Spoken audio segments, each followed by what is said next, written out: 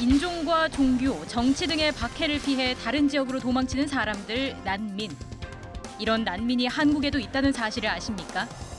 지난해 한국에 들어온 난민은 무려 2만 5천여 명. 하지만 정작 난민 지위를 인정받은 사람들은 극소수에 불과한 데다 난민에 대한 혜택도 미흡해 관련 제도를 개선할 필요가 있다는 목소리가 나옵니다. 우리나라에서 난민으로 살아가는 현실은 그리 녹록지 않습니다. 오늘 아침부터 10시까지 난민들 계속 전화 도와주세요. 제가 여기 법무부 있어 줄이고 있어요. 내 카드 뺐어요. 내 난민 신청 캔슬했어요. 우리 집에 아기 아파요. 병원 있어요. 해결 방법은 없을까요? 안녕하십니까. 지구촌에서 답을 찾고 한민족 공동체를 확인하는 프로그램 더 큰 코리아입니다. 오늘 더 큰 코리아에서는 난민 문제 해결에 나선 스웨덴 사람들의 모습을 보여드립니다.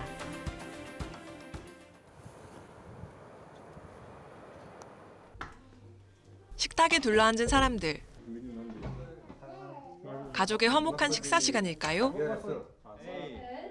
사실 여기 모인 사람들은 모두 다른 나라에서 온 난민입니다. Jag kom hit på grund av krig och sånt. Där som jag bodde i Afghanistan och det fanns inte, vi kunde inte leva långt och det fanns bara talibaner där, det område som jag har bott. Min mamma och syskon i Iran och jag förlorade pappa för att han efteråt hade, vad säger man, han på något sätt hamnade på en situation som blev tvungen att utvisa till Afghanistan. 올해 만 18세인 청년들은 모두 난민 지위를 인정받지 못한 채로 성인이 됐는데요. 스웨덴 정부가 청소년들에게만 지원하는 기초생활보장 수급자에 해당하지 않아 티토 씨 부부의 도움으로 살아가고 있습니다. Vi gick igenom samma sak, vi blev också utvisade. Så vi vet vad de går igenom nu. Vi fick stanna till slut. Till slut visade sig. 난민에게 우호적이었던 스웨덴. 지난 2015년 유럽 난민 사태 때 무려 난민 16만 명이 몰렸습니다. 쏟아지는 난민으로 사회적 비용이 증가하자 일부에서 난민에 대한 반대 목소리가 커졌는데요. 이런 분위기 속에서 난민 수용 제한 정책이 시작됐습니다. Att de har kommit hit, blivit välkomna och sen förändrar man eller man ändrar sig. Sen är det ingen som diskuterar varför de har kommit hit. 특히 아프간 정부가 난민 송환 계획에 찬성하면서 아프간 청소년들은 강제 송환 위기에 놓였는데요.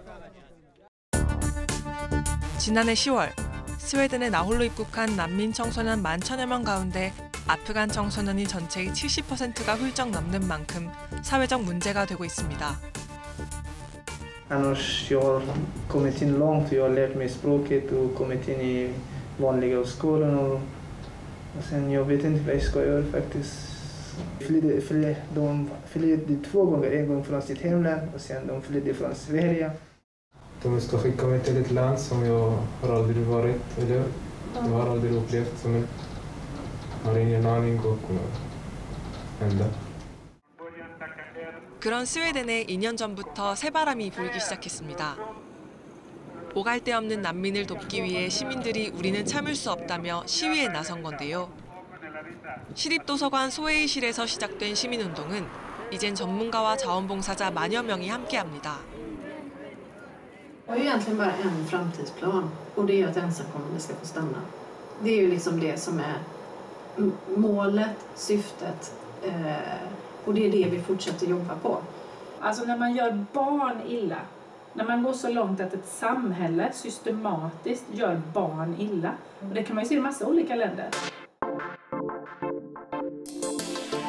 난민들이 안전한 곳에 머물 수 있도록 먼저 손을 내미는 스웨덴 시민들. 우리는 참을 수 없다는 외침이 누구나 사람답게 살아갈 수 있는 사회로의 첫걸음을 이루고 있습니다.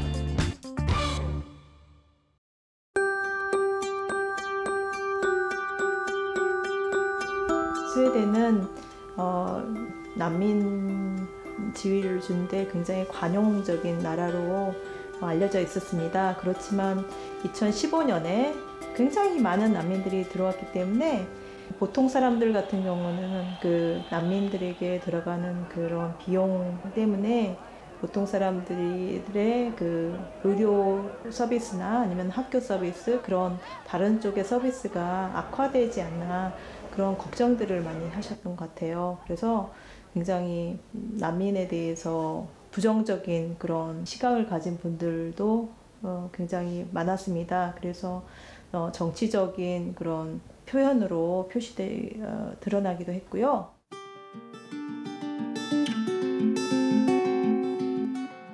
누구는 남게 되고 누구는 추방되게 되고 또 추방된 다음에는 뭐 돌아갈 곳도 없고 부모 형제도 없고 어떻게 될지 모르는 그런 막막한 상황, 걱정을 주체 못하는 그런 친구들이 있나 봐요. 그래서 극단적으로 자살을 택하기도 하고 그러면은 페이스북에 눈물 흘리는 그런 장면들도 붕괴하는 그런 코멘트들이 쫙 올라오거든요.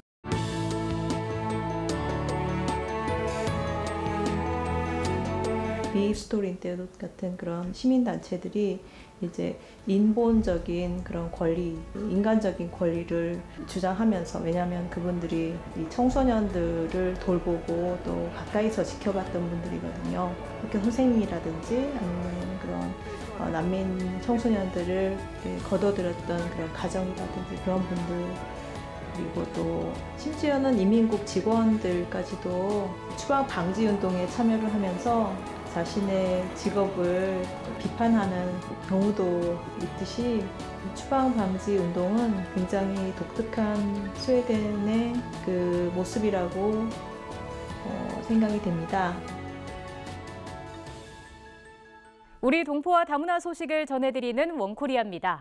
고려인 동포 5명이 포함된 러시아 극동 연방대학 해동 사물놀이단이 국립남도국악원에서 사물놀이와 장구춤 등 우리 국악의 정수를 체험했습니다. 지난달 20일부터 2주 동안 열린 한국을 가슴에 품다 프로그램에 참가한 건데요. 국립남도국악원이 진행하는 이 프로그램은 차세대 동포들에게 모국의 전통 문화를 알리고 체험 기회를 제공하기 위해 14년째 진행되고 있습니다. 올해는 해동 사물놀이단을 시작으로 8개 나라 16개 재외동포 전통예술단이 참가할 예정입니다. 다문화 인구 200만 명 시대를 맞이한 대한민국. 지난해 한국인 남성과 결혼하기 위해 한국으로 이주해온 여성은 10만 명에 이릅니다. 그중 베트남 여성 배우자는 3만 9천여 명, 2년 연속 가장 많은 숫자를 차지했습니다. 그러나 증가하는 다문화 가정만큼이나 해마다 이혼 인구도 늘어나고 있습니다. 가정이 해체된 뒤 어머니인 베트남 여성은 자녀와 함께 귀국을 택하는 경우가 많은데요. 한국어도 한국 문화도 알지 못하는 한국 국적의 한배 다문화 가정 자녀들이 베트남에서 자라고 있습니다.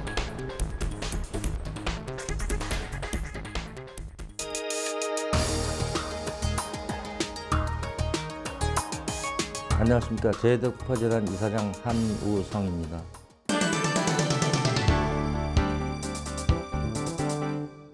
최근에 와서는 이제 베트남 출신 여성들이 중국 출신 여성들보다 숫자가 더 많아졌습니다. 한국 남성과 결혼을 해서 말하자면 한배 다문화 가정을 이제 이루는 거죠. 참 안타깝게도 이 여성들이 한국에서 이렇게 행복하게 결혼 생활을 다 하는 상황이 아니고 그들 중에 이제 일부가 적응이 잘 안 돼서 한국 남성들의 또는 그 여성들의 본인들의 문제로 인해서 이혼 또는 별거인 상태로 이제 결손 가정이 됩니다. 결혼을 한배 다문화 가정의 약 23% 정도가 이혼을 하고요. 그다음에 별거 케이스는 이제 통계가 안 잡히잖아요. 그런 상태로 이제 돌아가시는데 자기의 자녀들을 데리고 돌아가는 거죠. 이 자녀들은 혈연적으로 보면은 50%는 코리안이고 50%는 베트남인이잖아요. 그런데 국적을 보면 이제 대한민국 국적자가 압도적으로 많습니다. 다문화 가정의 해체, 그 원인은 어디에 있을까요? 영등포 다문화 지원센터에서 베트남 여성들의 상담을 도와주는 현정 씨에게 물어봤습니다.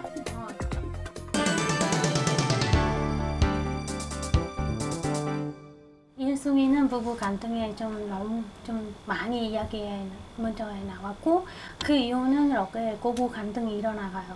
세 번째는 거의 그때는 이렇게 취업 때문에 주로 이렇게 세 가지 영역에 많이 문을 들어와요. 가족에 관련한 거는 거의 40% 정도 이렇게 연락이 와요. 나머지는 이렇게 남편과 그렇게 좀 갈등이 일어나거나 하면 남편한테 이렇게 전달하고 싶은 거 그런 거 더 많아요. 부부 갈등은 어떤 문제 때문에 많이들 겪고 있나요? 서로 일단은 의사소통 안 되고, 첫 번째 어려움을 겪고, 두 번째는 성격 안 맞아. 대부분의 국제 결혼하는 커플들이는 나이 차이 좀 있잖아요. 시대 다르니까 보는 시선도 다르고, 그렇게 생각도 다르고, 사고 방식도 다르니까 그건 좀 제일 큰 원인 되지 않을까 싶어요. 보면 베트남이랑 한국이랑 가족 문화가 조금 달라서 그렇다고 볼 수도 있나요? 그렇죠. 맞아요. 그 문화도 이렇게 다르기 때문에 이렇게 더 갈등이 생기는 거죠. 시어머니들이 이렇게 간섭이 심하지 않아요. 자기 결혼했으면 모든 거 다 자기 아들에 넘어가는 거죠. 그러면 네 부부 알아서 하라, 이렇게 간섭하지 않아야. 근데 여기 한국에서 이렇게 어머님들이 그렇게 인식하게 하기 때문에 이 며느리는 아무나 모르니까 내가 가르쳐야 한다. 그 한편에 보면 그것도 좋은 의도라고 볼 수 있지만, 받아들이는 이 사람 입장에서도 기분 나쁘게 받아들인 거지에 따라서 이렇게 갈등이 생겨나면 더 행복하게 지내는지, 그거는 사람마다 또 다르거든요. 이렇게 갈등이 일어난 뒤 한국에 머무는 것이 아니라 베트남으로 돌아가는 데에는 법률적인 이유도 있다는데요. 안녕하세요. 저는 이주민지원공익센터 감동에서 일하고 있는 변호사 이현서라고 합니다. 반갑습니다.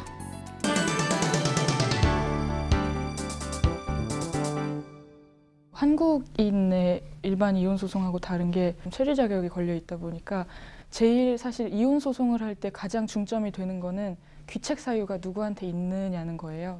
결혼 이주 여성 사건의 경우에는 만약에 한국에서 계속 지내기를 원하는 경우에 이혼을 하게 되면 기본적으로는 혼인비자의 효력이 사라집니다. 그래서 다시 이제 귀국을 해야 돼요. 베트남으로 귀국한 한배 다문화 가정 자녀는 어떤 현실과 마주하게 될까요? 어머니는 한국 국적이 없더라도 한국인 아버지와의 사이에서 아이가 한국에서 태어나면 한국 국적이 생기거든요. 한국 여권을 발급을 받고 이제 여러 과정을 거쳐서 아이를 데리고 이제 본국으로 돌아가서 거기서 아이를 양육하다가, 이 아이는 국적은 한국인 거잖아요. 근데 여권 만료되지 않게 갱신을 해줘야 나중에 이 아이가 그 여권으로 어디든지 다닐 수가 있는 건데, 그 친아버지의 그 동의가 필요하더라고요. 여권 갱신을 하는 거에 있어서. 그래서 그것 때문에 몇 년 동안 보지도 못했던 친아버지를 찾아서 하지 않으면 여권이 갱신이 안 되고, 그런 경우들 어려움이 있어요.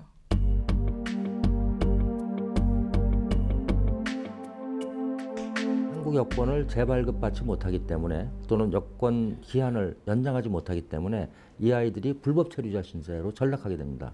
대한민국 국적을 갖고 있는 우리나라 국민입니다.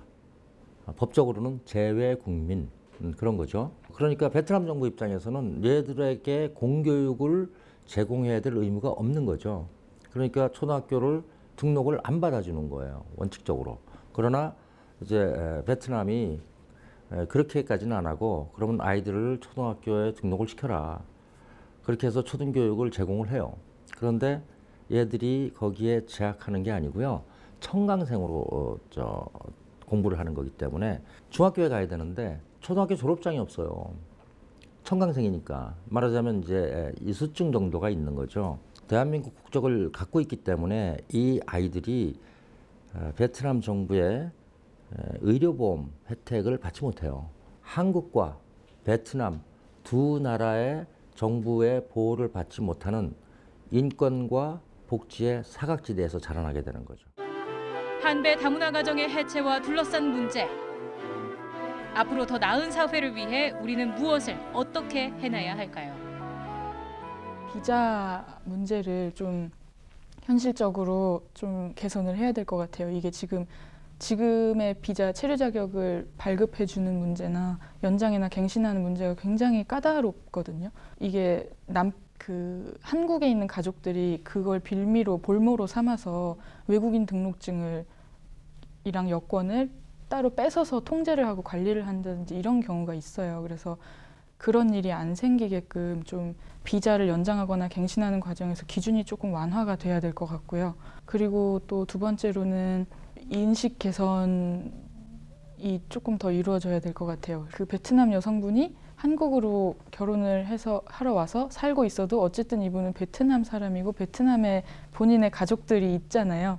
근데 이 한국 가족분들 중에서는 너는 이제 한국으로 왔으니까 한국 문화에 모든 걸 다 맞춰야 된다. 근데 우리는 베트남 문화에 맞출 필요가 없어. 왜냐면 여긴 한국이니까. 그러니까 이런 식으로 해서 전혀 이 우리나라가 지금 지향하는 다문화가 이루어지지 않아요. 그러니까 굉장히 일방 문화로 좀 강요를 하는 그런 분위기로 많이 가고 있어서 현실은 사실은 그래서 조금 더 그런 인식을 개선하는 교육이 좀 더 이루어져야 될 것 같고요. 우리가 지금 우리 국민인 이 어린이들을 돌보지 않는다면 이 아이들의 그 인생이 어떻게 전개될지 하는 것을 우리가 쉽게 짐작할 수 있습니다. 문제는 베트남 정부도 대한민국 정부도 이 아이들이 몇 명이나 되는지를 몰라요. 지금 저희가 갖고 있는 통계로는 애들이 4,000명 정도 될 것이다 라고 통계는 잡고 있지만 그러나 실제로는 그보다 훨씬 많을 수밖에 없습니다. 또 다른 심각한 문제 가운데 하나는 규모를 모를 뿐만 아니라 도대체 어디에 사는지를 모릅니다. 그러니까 분포 이거를 정확히 파악을 해야 되는데 지금 이게 쉽진 않죠. 이 베트남이 아직도 그 유교 문화가 그 전통이 있는 나라라서 이 여성들이 외국에 가서 결혼해서 실패하고 돌아온 여성이다라는 일종의 사회적 낙인이 있단 말이에요. 그러니까 자기가 나 이런 사람이다. 나를 좀 도와달라 이런 말을 못하는 거예요. 그러니까 그들이 그렇게 용감하게 나설 수 있도록 어떠한 그 사회적인 그런 장치나 시스템이 좀 마련되는 게 대단히 중요하다고 생각합니다. 그러니까 한국어 교육시켜야죠. 또 이 아이들의 정체성 교육시켜야 되죠. 이 아이들이 좀 더 건강하고 또 훗날 한국과 베트남의 관계를 이끌 수 있는 지도자로 이 아이들이 성장할 수 있도록 우리가 지속적으로 관심을 갖고 실제로 현실적 도움이 되는 정책을 펴야 된다고 생각합니다. 부모님께 학교 재학 중에도 타지와 타국에서 공부를 한 덕분에 부모님에 대한 그리움이 이전보다 적을 것이라 생각했지만 학업에 열중하던 시절은 부모님이란 든든한 버팀목이 있었고 업무에 종사하게 된 지금은 자주적으로 모든 것을 행해야 한다는 점에서 버팀목이 사라져 그리움이 배가 되는 것 같아요. 무뚝뚝한 성격 때문에 사랑한다, 좋아한다 표현 한 번 한 적 없고 시력일과 무표정임에도 불구하고 항상 사랑으로 보듬어 주셔서 감사했습니다. 어머니와 아버지의 태도와 방식을 배워야겠다 생각했던 것 같아요. 새해 직접 찾아뵙지 못해 죄송하지만 넓은 아량으로 이해해 주실 것이라 믿고 이만 줄일게요. 2018년이 부모님께 행복과 기쁨이 되는 한 해가 되길 먼 타국에서지만 이 아들이 기도할게요. 엄마 아빠 사랑합니다.